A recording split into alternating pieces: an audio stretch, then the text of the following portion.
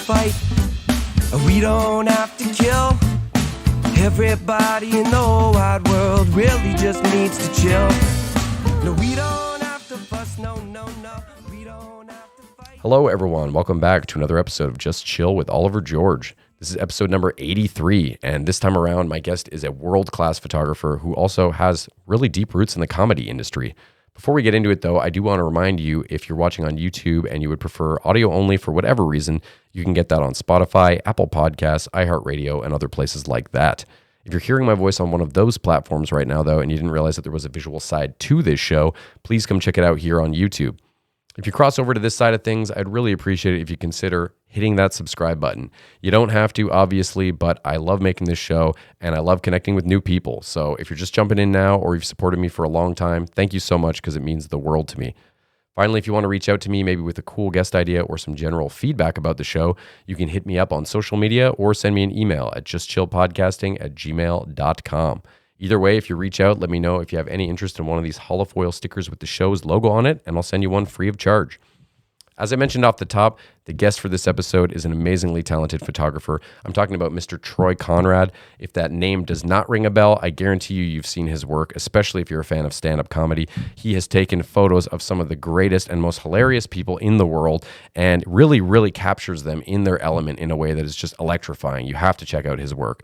But what I was delighted to learn upon researching for this episode and speaking with Troy was that he actually has his own roots in comedy. He performed as well as co-created amazing shows, one of which with Paul Provenza was called Set List, Comedy Without a Safety Net, which you should also have to go on YouTube and find it right now because it's an amazingly gnarly concept of stand-up comedians getting on stage and just having a prompt and then just having to improv a stand-up set. Featured people like Robin Williams, TJ Miller, Maria Bamford, the list goes on and on. So check that out, but check out this podcast first. I hope you enjoy it as much as I enjoyed getting to know Troy. Peace out. Well, man, I wanted to start off just by saying thank you so much for taking the time to talk with me because I'm really, really just enamored by your photography, and now I'm learning more about you, and I'm really loving everything I'm reading. So just thanks right off the top. Oh, right on, man. Thank you. Yeah, thanks for having me. I'm looking forward to this. How are you? I'm doing really well. Yeah, I've been very happy and busy. I like staying really busy. Before the pandemic started, I was doing 90 to 100-hour weeks and slowly getting back to that. So I love it.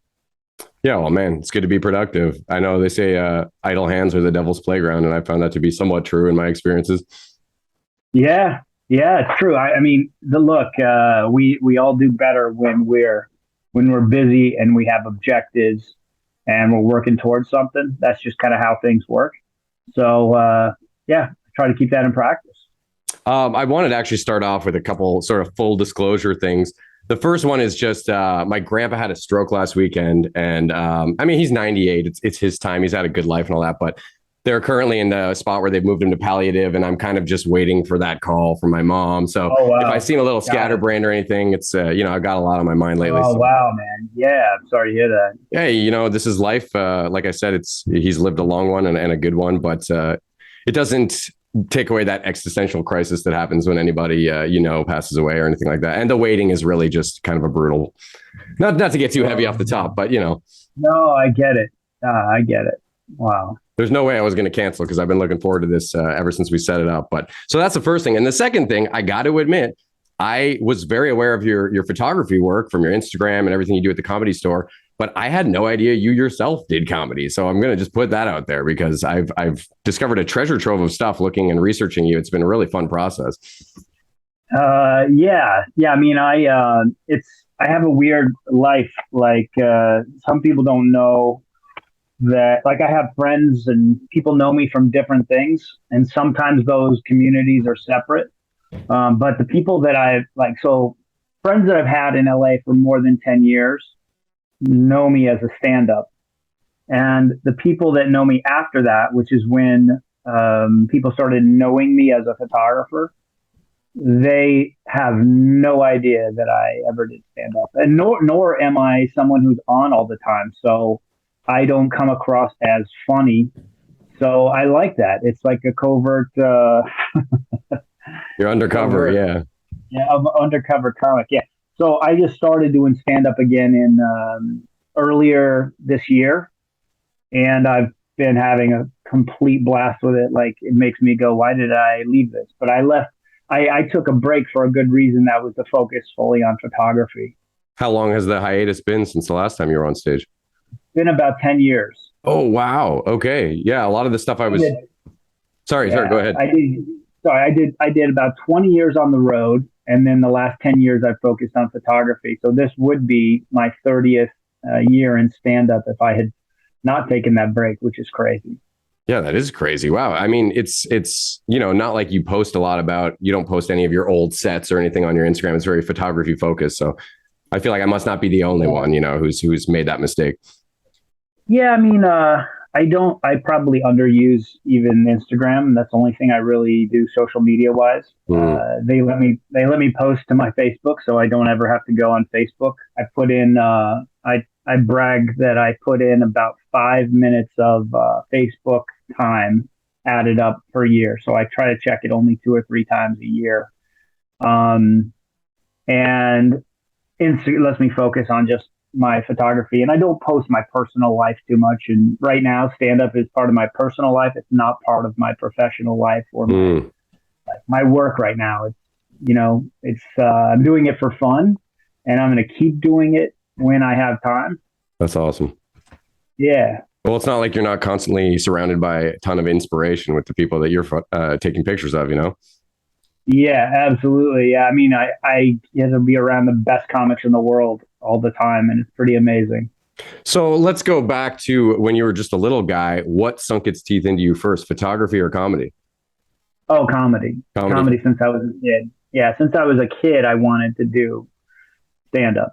And I finally did it when I was in college and in Phoenix, where I grew up. And I just, I loved it. It's something I don't think I didn't think of ever not doing it, if that makes sense. Like it's just a thing that seemed to be, like when I was a kid, I watched Steve Martin and Stephen Wright. Oh yeah. And George Carlin. My dad made me watch. I remember my dad made me watch George Carlin and Stephen Wright, and I didn't want to. He made me stay up late and watch them on SNL, and then then those guys grabbed me. My first was Steve Martin, so all that stuff sort of stuck with me, and it's just one of those things I always want to do. But photography, when I created a show called Set List, and when that happened, we needed more photos. So I got more serious about photography, really just to photograph the show. And what happened was people liked the images I was taking. So they, hey, can you two do my show? Can you do my show? And it really just happened organically from there. That's awesome. Yeah, I did want to bring up Setlist because this is something I can't believe I was not aware of, because I had seen Paul's show, the Green Room. I think Provenza's show, yeah, Paul Provenza. And it was about the same time as I was getting divorced from my first marriage, so maybe that's why I was a little preoccupied. But this was totally my jam. I couldn't stop watching these videos, and I can't believe that I didn't already know about it. But I did want to talk to you about, first of all, when you met Paul and when you guys came up with this concept, because for my viewers who might not be aware of it as well, it's very cool. It's stand-up comedians having to improv on the spot based off of these prompts from a TV right behind them. And it seems scary as hell, but also exciting. Yeah, it is scary as hell for everyone who does it. That's what's great, is you get to see comics in their zone of fear, and then they come out on top of it. And it's a great metaphor for life, but it's a way to bring that to stand up. So yeah, I met Paul Provenza in such an interesting way. My buddy Rick Overton, who's a brilliant comic, he ended up booking a movie role, and he had to cancel a comedy festival. And he goes, "Hey, can you do the comedy festival in my place?" I was doing a show at the time called the Comedy Jesus Show. And I not only did the show, that became my DVD, that set. And Paul Provenza was there. We met, we hung out for that whole festival. and hit it off right away. Such a great dude. And and then I helped him with some green room stuff, like just whatever.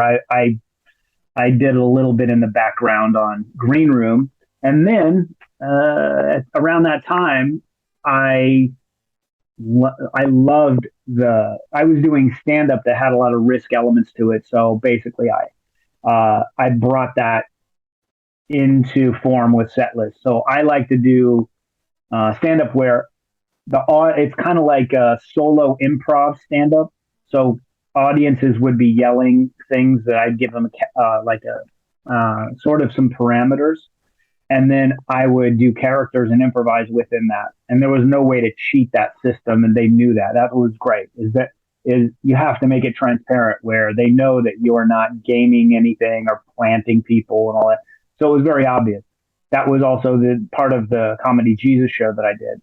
So basically, so I said, Paul, hey, come do this show. I had a lot of my friends doing the show. Paul did it. And he goes, when I asked him to do it, he said, I go, hey, do you want to come do this show? It's improvised based on really terrible nonsense topics that make no sense and they're stupid. And he goes, that sounds like the worst idea ever. I'm in. And that was, then the rest is history. We took the show around the world, became a TV show on Sky Atlantic with amazing, it was half famous US comics and half famous UK comics. And showed on Sky Atlantic after, which is their HBO over there. It showed after Boardwalk Empire. Oh, nice. And it's a good slot. yeah, it's a good slot to have. And then, and so we've been doing the show. We still do the show, just not as much because we've all gotten busy with other projects, but it's still out there and running. So that's so cool. It never aired in Canada. Maybe that's why I didn't see it. It did not air in Canada. Okay. No, but we did have Canadian comic John Doerr on the show. Of course. Yeah, I saw that one as well. Yeah, he's been on this show. Yeah, no, I wanted to ask you if it was really hard to convince them to come on that just due to the parameters involved. It's not your typical stand-up set. Some people might be extremely uncomfortable trying something like that. Yeah, so I will say everybody's extremely uncomfortable, but big credit to the comics.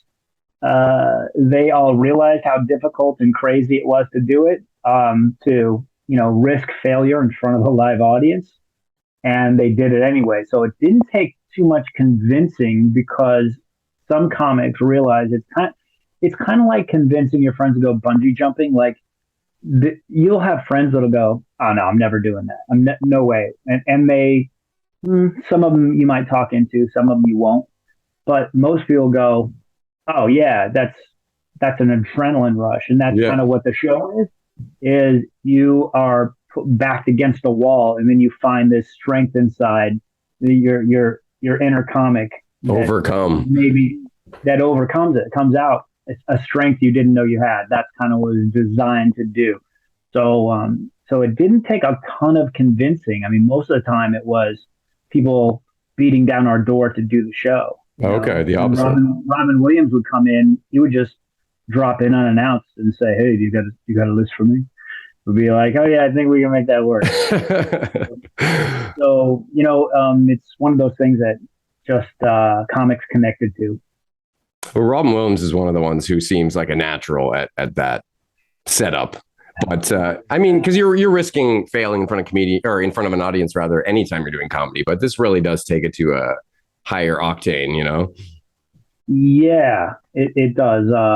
It does. Yeah, you're risking failure, but you're risking failure with your own material. I would argue that that maybe failure can be harder with your own material. I mean, at least if you fail, you have an excuse. You were given the weirdest nonsense topic. And I think comics sort of understood that, but most of the time they came out victorious. Yeah, well, that was what I was going to ask. Was there anyone who really, really, really bombed when you were filming it that couldn't be shown in the show, sort of thing? Well, no. I mean, people have bombed on the show, but that's interesting. We've had people bomb, and then it's just them figuring out that they have to embrace it and let go, and then they come back a second time and crush it. That cool. happened almost every time. We had a guy one time who quit mid. Oh God, this was great. He quit mid show. He just didn't get it. He goes, you know what? I'm done. And he came in and he sat down in the audience. And I said, okay, well, if you want to come back up and do another set, he goes, no, I'm never doing this, but I'll watch it. So he watched it.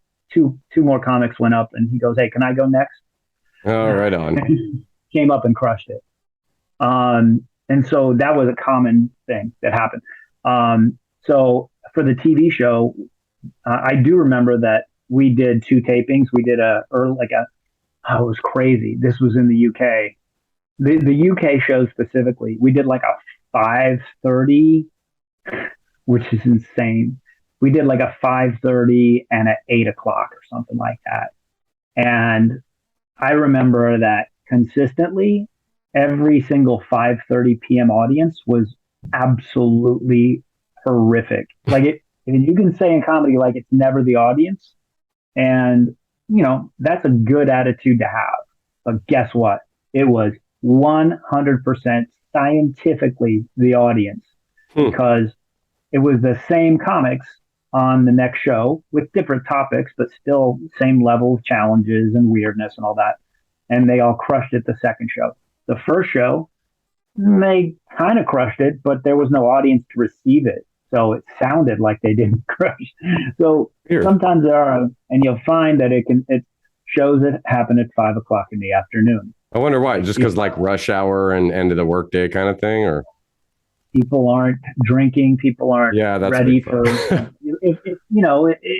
It's like TV tapings are like that too. You have to have a good audience, warm up, all that stuff. And all I remember is they were cold and they were very uptight, and it was consistent. So anyway, but the show, as long as there's an audience that's supporting the comics that get it, it goes well. I would have loved to see one live. Anyway, yeah, and we'll make that happen eventually.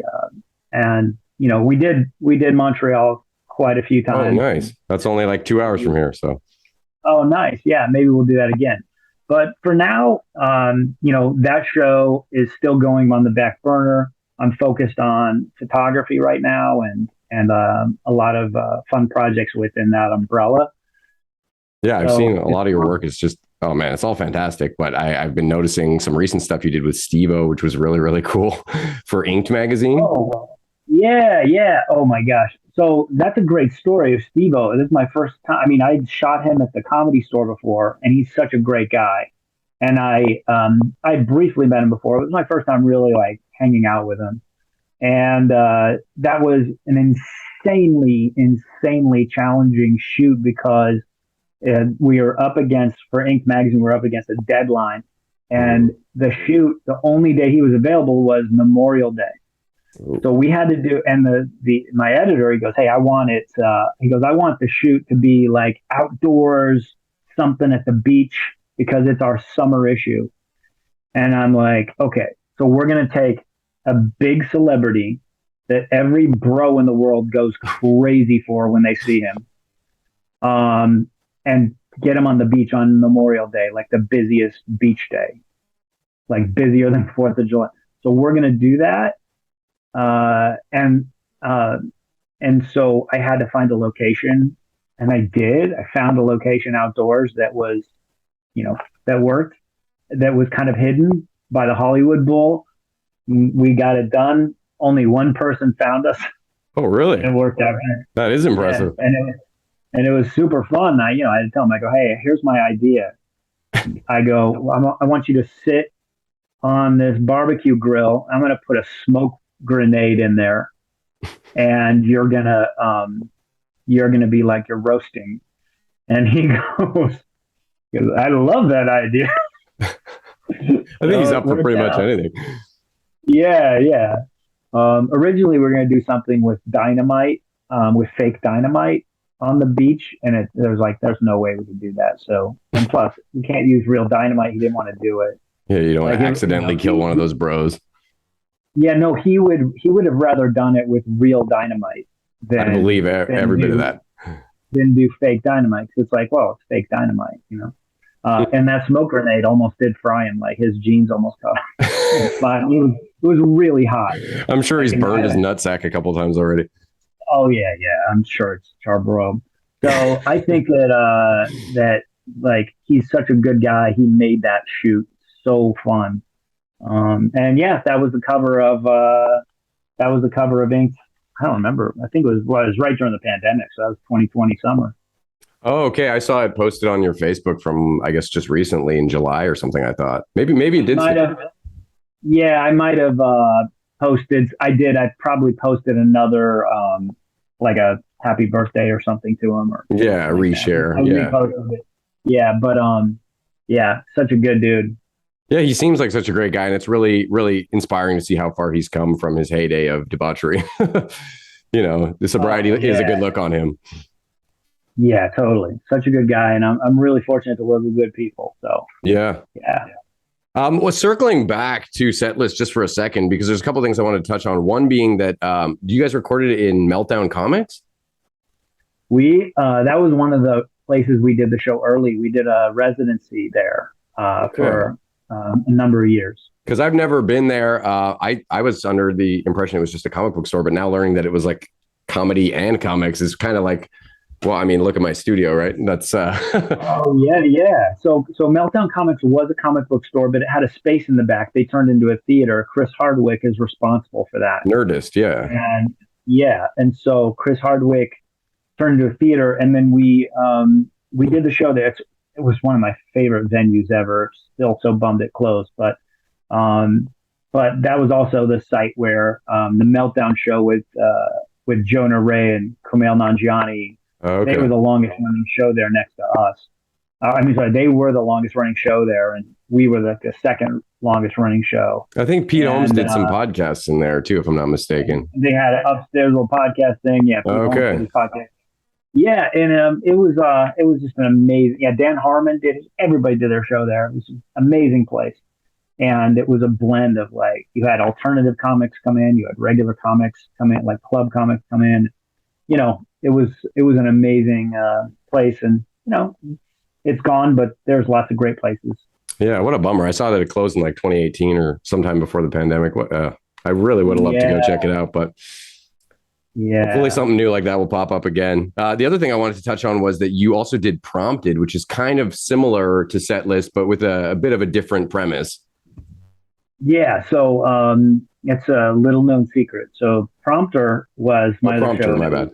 Yeah. It was Bad Idea TED Talks that were improvised from a teleprompter that keeps breaking. So instead of just reading from the teleprompter, suddenly the teleprompter either goes out, or something weird comes on the screen, or there's a graph with no labels, and you're having to sort of describe all these things. And that was such a fun show. And we tried to sell it for TV, and this is kind of funny. It got bought by Quibi, and it was we shot it, and it was about to air, and then Quibi went out of business. So they sold all their content to Roku, and the show just came out on Roku, I think, like 2 months ago. These are good people on. Very American platforms that I've heard of, but I'm not familiar with. I know they're very short form. Right. Short form, yeah. Yeah. Quibi was supposed to be a short form site. That was Jeffrey Katzenberg's network, and he loved the show, and we had a blast. Like, they were really good to us, and it's made for, it's like, I think it's like a 6-minute episode. I forget, something like that, between 6 and 10 minutes. And it turned out mostly great. Like some of it was like the network kind of played, not the network, but the production company played with it maybe a little much, but for the most part, they stayed true to the show, and it was awesome. And if anybody wants to watch a couple great episodes, Kristen Shaw, Jimmy O Yang come to mind. They were really great episodes for Prompter. But they don't call it Prompter on the show. They called it. They changed the name. Q Talk. They called it Q Talks. Oh, okay. It was supposed to be for Quibi Talks. And so now it's on Roku as Q Talks, and people probably think it's a show by Q. So that'll be fun for them to figure that out. Yeah, I hope I can check that out sometime soon. I don't know if I can get Roku up here, mind you, but Right. Yeah. Who knows how these things are? well, hopefully I can. It's all buried now. Yeah. But we keep on going. I'm glad it's out there for people to see. Definitely. Well, everyone knows your iconic Comedy Store hallway black and white photos. So I wanted to ask you, what was your first? I didn't want to ask you your best memory from the Comedy Store because I imagine that would be impossible to answer. So I just want to know what was your first memory with the Comedy Store, whether it was going there or just learning about it, or. I'm trying to think of like a good. I'll tell you my early memory from the Comedy Store, which is I showed up there to shoot Roast Battle because of Paul Provenza. He goes, "You got to see this show," but the interesting thing was they did not like that I was taking pictures. Pictures are not allowed at the Comedy Store. But I knew in my heart that Roast Battle had to be captured. So I did it. But when I would go out in the hallway or somewhere else and take pictures, it was like, hey, no pictures. And people, some of the comics that I didn't know were not happy about it. They're like, you're messing up this place. And, it was not, it was very uncomfortable for me, let's say.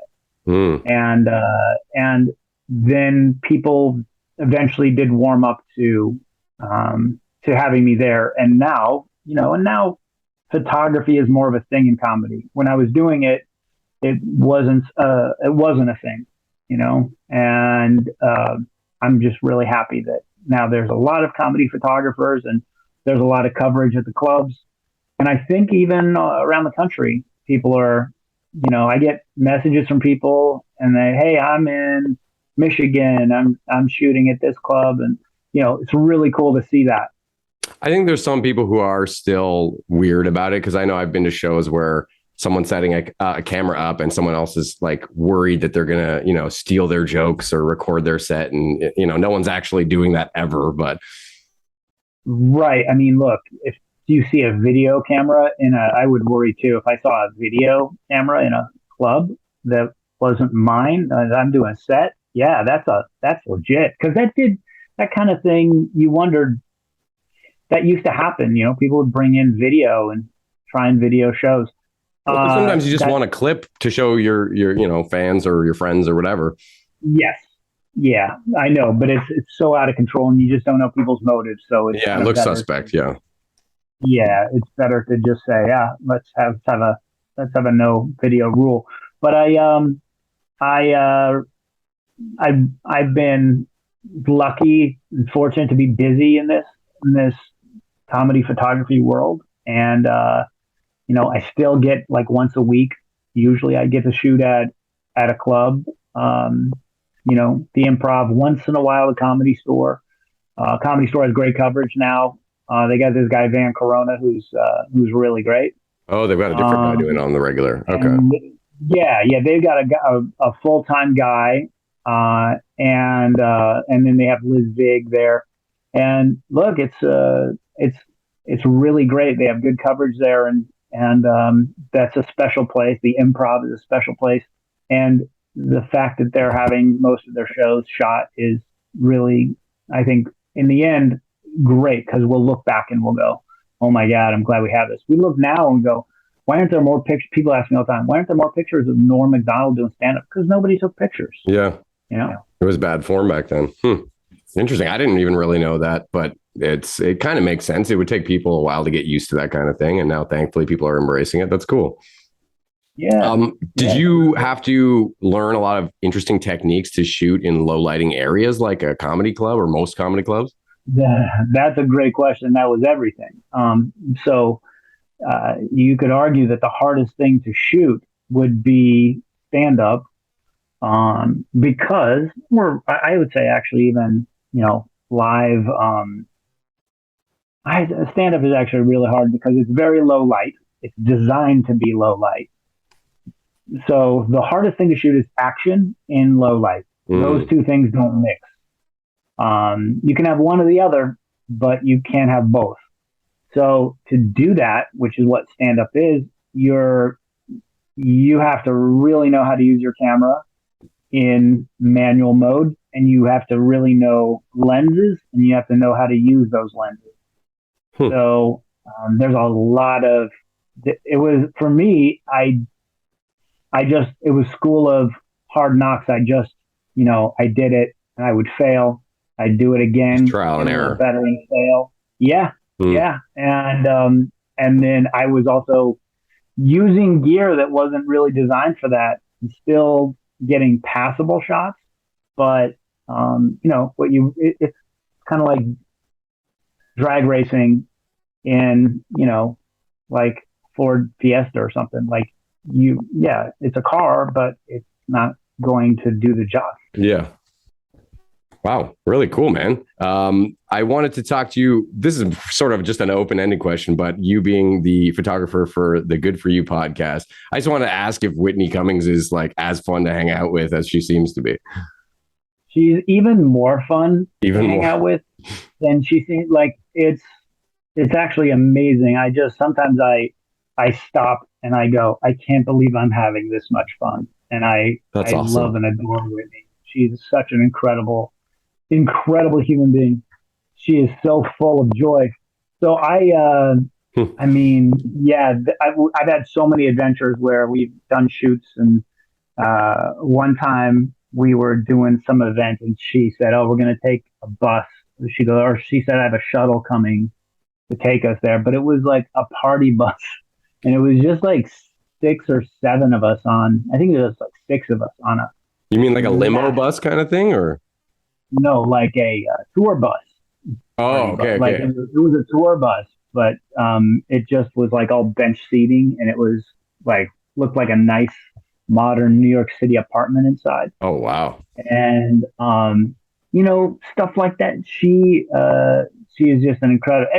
Look, the people that I've worked with a lot, like Whitney, Burt Kreischer. Most of all, Fluffy. That's who I've worked for the most, because I just spent 8 or 9 months on tour with them, and that just wrapped up like 2 months ago.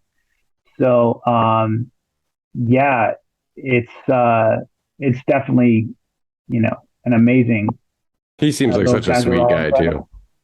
Yeah, and I get to see these guys behind the scenes, and yeah, they are who they are. That's why they make it. Yeah, they're being real.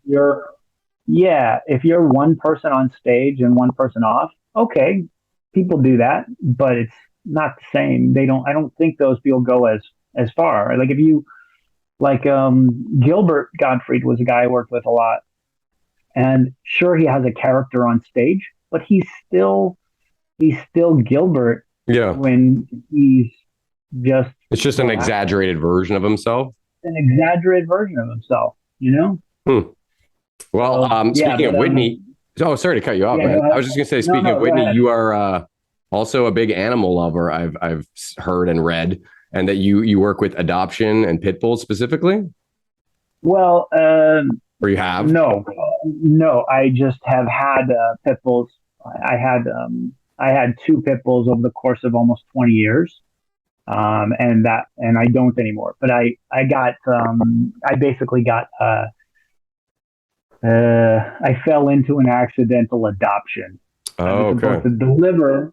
My friend said, "Can you deliver this dog to this person?" And I went to go meet the person, and she is, just a stranger. And then she goes, "I changed my mind." And so I go, "Well, I'm a delivery guy.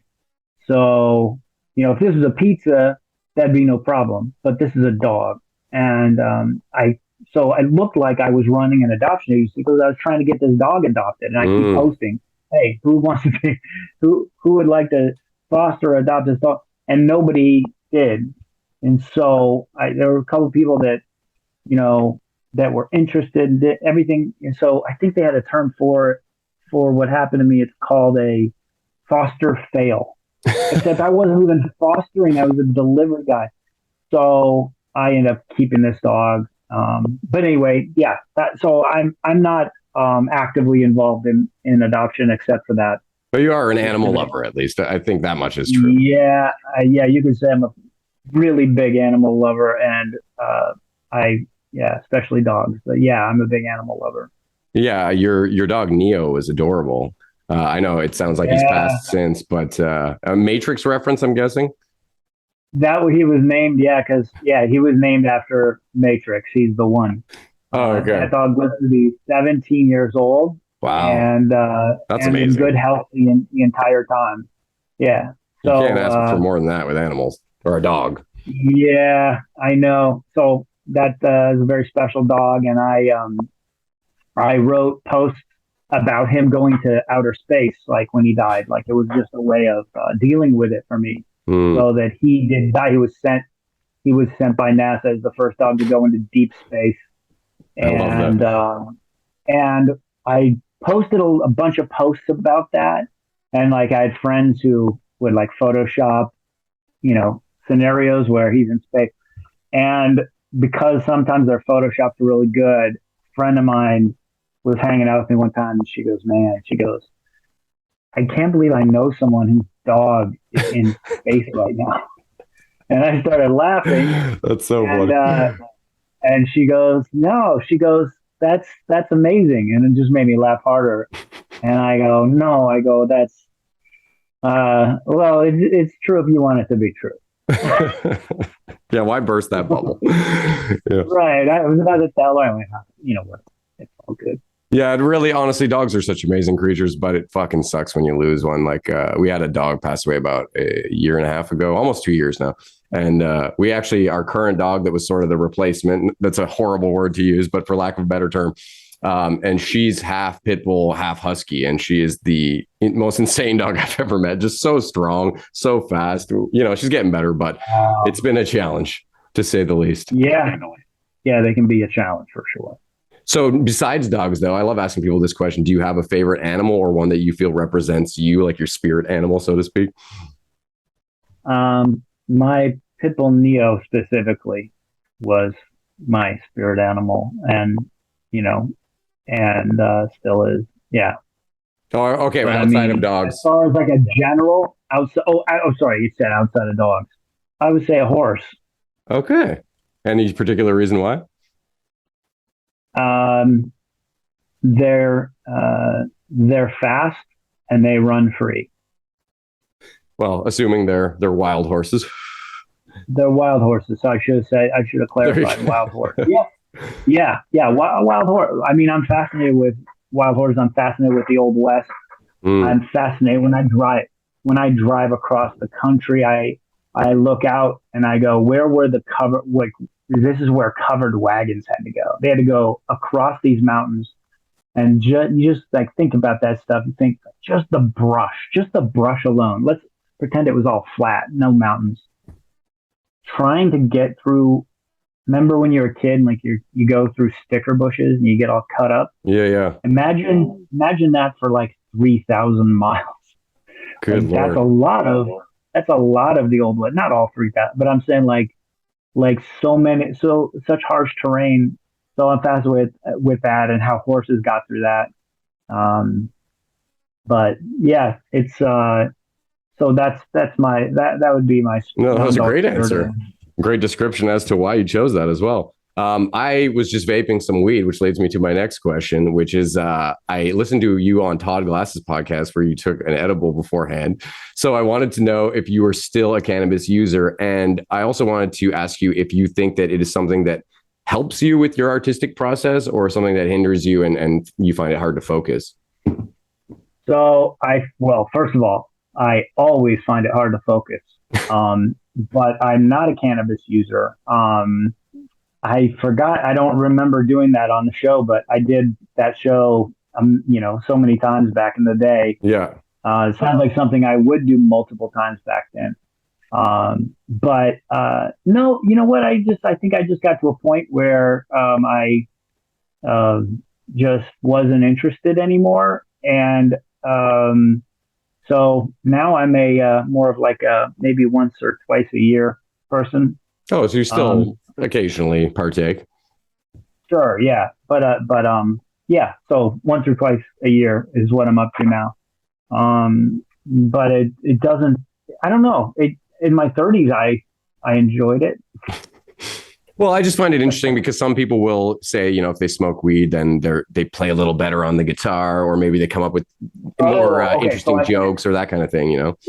So I can answer that. Yeah. So I will say that, George Carlin had a great line about how you write your jokes sober, and he would say, write his jokes sober and punch them up after he got high. Mm. And I actually think that's a good idea, because it's almost like it's two people now working, two parts of the brain working the same jokes. That's fascinating. So yeah, so I think that's there's a value in that. Yeah, no, I never really thought about that, because you get your premises all set up and then you kind of let your little inner child come out and play with them a bit and then see what sticks.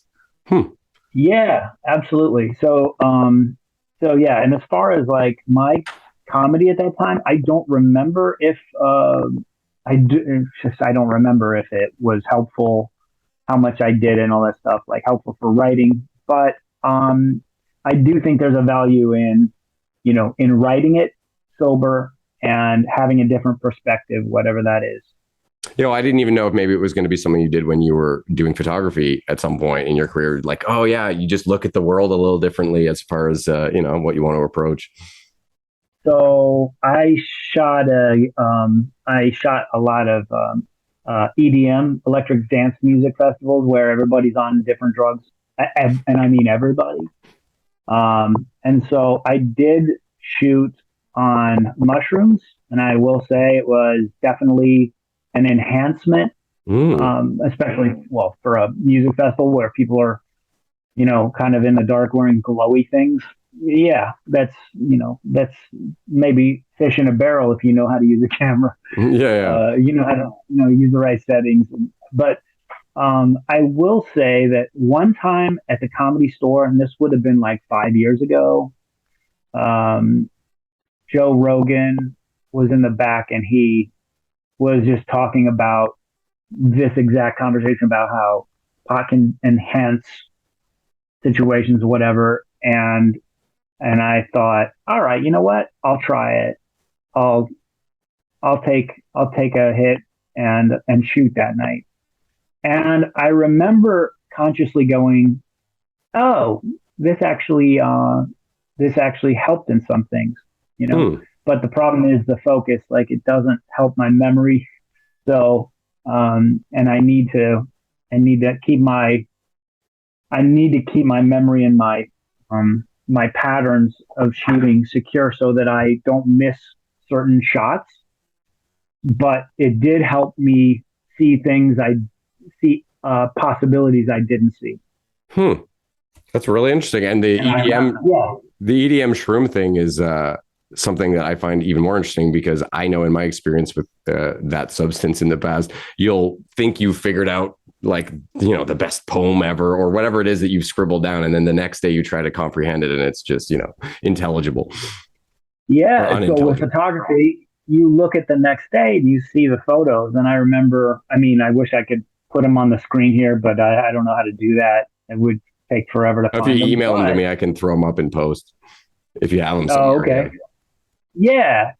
So I looked at the pictures and I was like, wow, this is definitely cool. Like, it was exciting that night, but the next day I was like, oh, this is so cool. And so what it did is it enhanced my ability to communicate with people.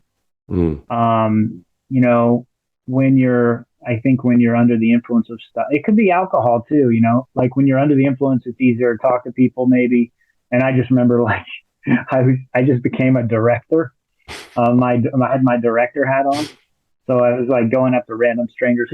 You stand over here, and I want you over here to walk in. I was arranging these scenarios, and people are like, what the hell is this guy? All right. And I'd show them a picture, and then they were like, okay, listen to this guy. Tell him what to do. And they started bringing friends up. So it became a thing. And that was thanks to mushrooms, which I think is, by the way, again, I didn't say this the first time. I don't think of mushrooms as much of a drug as I do a plant that offers a chance to see yourself um, in a different way, which is good, and I usually a positive way. Mm-hmm. Allows you to see yourself and others who they really are, and see your full potential. And so that's why I don't think of it as a drug, and I don't think it should be really a party drug, and I think it's a bad use for it. Yeah. I think it's good for to be alone in the desert or to be with a couple close friends in the desert, and have an experience that you get to keep forever. Yeah, no, I agree fully. I mean, I understand why people at a young age use it as a party drug, but it's so much deeper than that, you know? And honestly, I think it's something that everyone should really try because it's just a strange but amazing experience, you know? Yeah, I agree. I agree. I think most people should try it.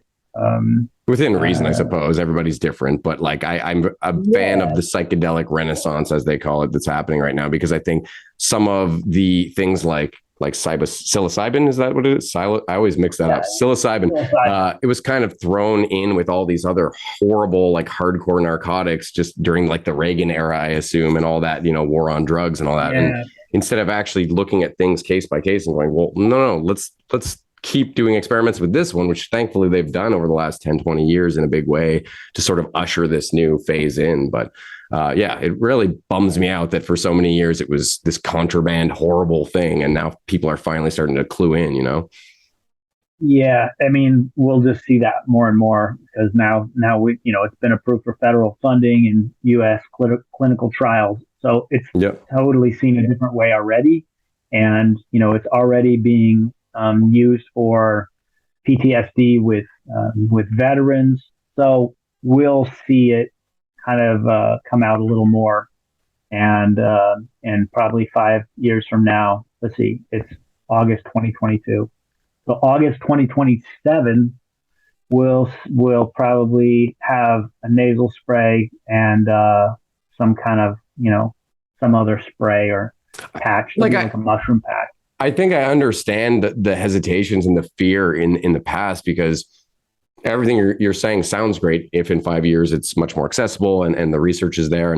But I still don't want someone being like, oh, I keep hearing about these mushrooms and then getting on the freeway or something. Like there is a risk factor there for people taking it and maybe making horrible decisions because it's their first time. Or totally true. Yeah, no, it's not. It shouldn't be teenagers. Yeah, it should be supervised, I guess is what I'm saying. In the first experience you're having, maybe some sort of a monitored experience where you can be sort of ushered into that. That's what they do in the trials. Yeah, that's a good idea for sure. Oh, and that's like ayahuasca, right? And overall, that certain things can help with certain perspectives. Yeah. But speaking to what you were saying really about how it should be treated with the respect that it deserves. And I think a lot of other cultures have done that with things like ayahuasca and DMT and all that. But I do think that shrooms is another one that sort of falls into that category. Like you were saying, it's not, let's go get fucked up on shrooms. It's like, I want to have an inward experience and really figure something out about myself or about life or about spirituality or whatever it may be, Yeah, absolutely. Which leads me to my next question. With the Comedy Jesus show, there was sort of a synopsis I read that said you used to be a door-to-door Bible salesman turned atheist. Is that true? Yeah, that was, because that's a big shift. Bibles. I sold Bibles and encyclopedia supplements to in Kentucky, door to door. I worked for the world's largest Bible publishing company, and that was just a summer. But so you weren't super religious. When I was younger, I was super religious, and then so then in college, as people often do, I'd say after college, many years after college, I started to become more questioning, and I was agnostic, and then I got asked to perform at an atheist convention, a big one. I think it was American Atheist was the first one. Hmm. And I even said to the director, hey, just so you know, I'm not an atheist. So I'm just telling you that in case you don't want to have me. And she goes, no. She goes, these people that you'll meet are hardcore atheists, but, we accept everybody. It's fine. So I did it. And then I, that was my introduction to, Richard Dawkins, Sam Harris, Christopher Hitchens, Ayaan Hirsi Ali, and it all blew me away. And I became an atheist. And now I would say I've moderated a lot. Like I'm not into. I was, an atheist activist, and that was my life for a long time. Oh wow! But now, I'm more of a utilitarian, deist,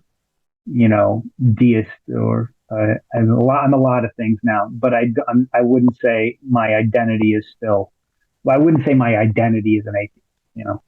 Yeah, well, I had no idea that you were actually. So that's a whole other podcast. But yeah, I mean, I had incredible experiences with people, and getting this like to perform and speak. Sometimes they just have me do talks at some of these conferences with those people I mentioned, and it was pretty incredible. And I mean, certainly I knew it at the time, but I didn't know how big of a deal it would be later to hang out with Christopher Hitchens, and that was quite an experience.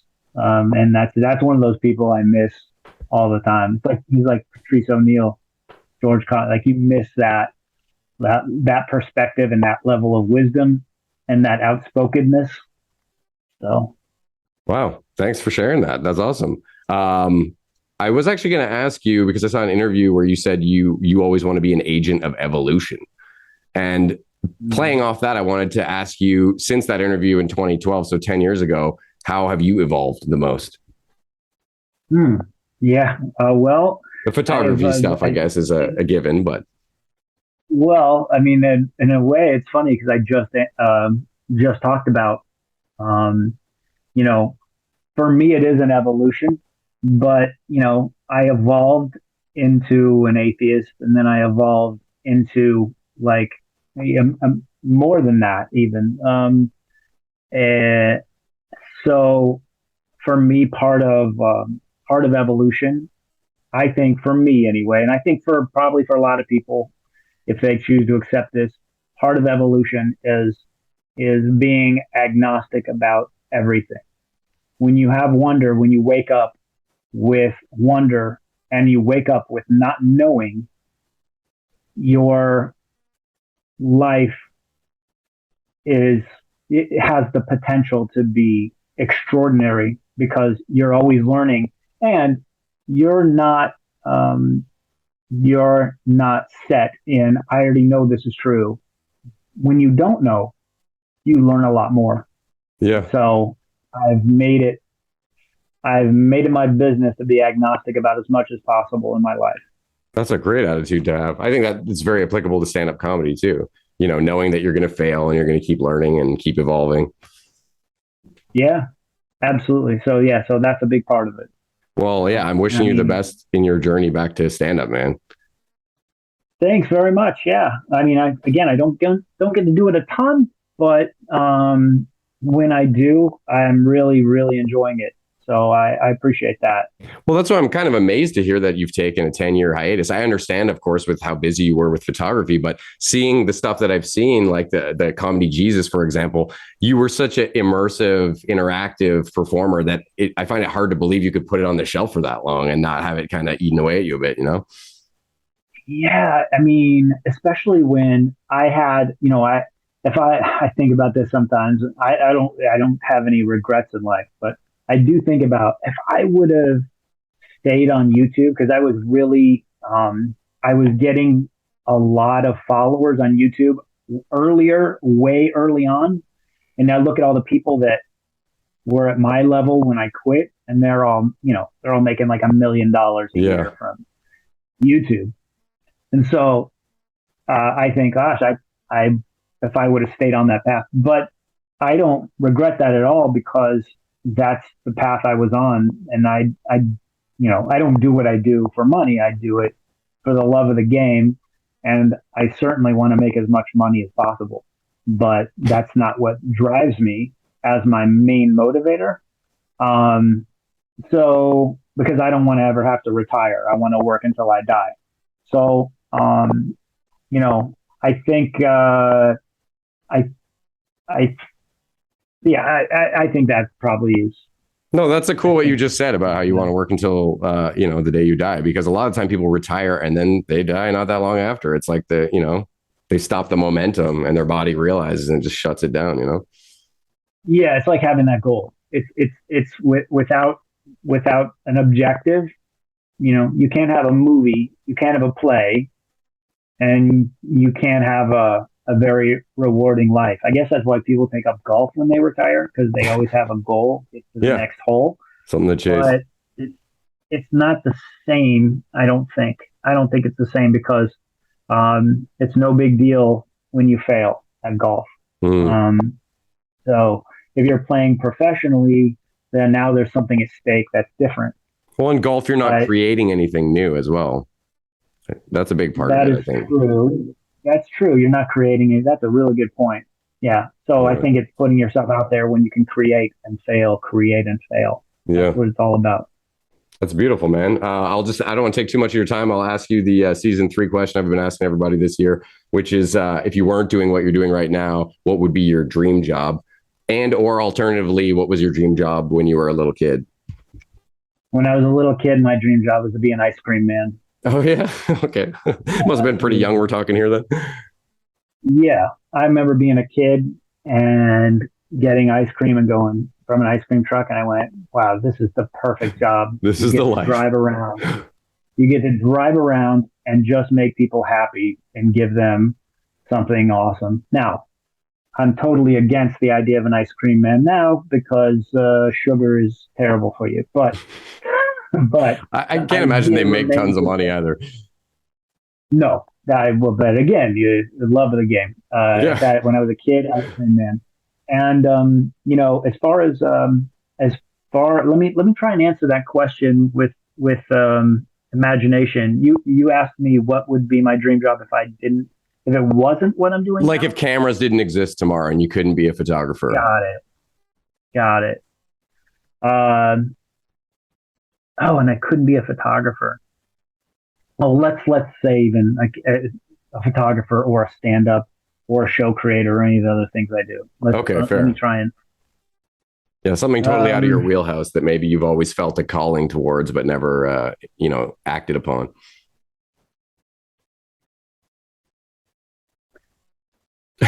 I mean, Ice Cream Man was already a great answer. A truck driver. Like a 18-wheeler truck driver, maybe, or an excavator, cool. running an excavator. Yeah, it's got to be satisfying. Or maybe a forest ranger. So I'll give you 3 answers. Those are all great, man. I can't thank you enough. I'm going to add in motorcycle, long distance enduro motocross riding. Oh, I thought you were going to say like a Evel Knievel type thing, but that's cool too. Oh, no, not the day. This would be like a less dangerous version of it. Man, thank you so much for sharing all these cool answers and stories with me, dude. Yeah, thanks for having me on. I appreciate it. It's a good time. Yeah, I know Zoom is always a bit of a pain in the ass. I always feel like I'm talking over people and shit, but nevertheless, I still had a great time chilling with you, man. Yeah, no, this is great. Thanks, man. I appreciate it, Oliver. Awesome. Well, have a great rest of your day, dude. All right. Later on. Thanks again for having me. For sure, man. Anytime. Peace out. All right. Peace out.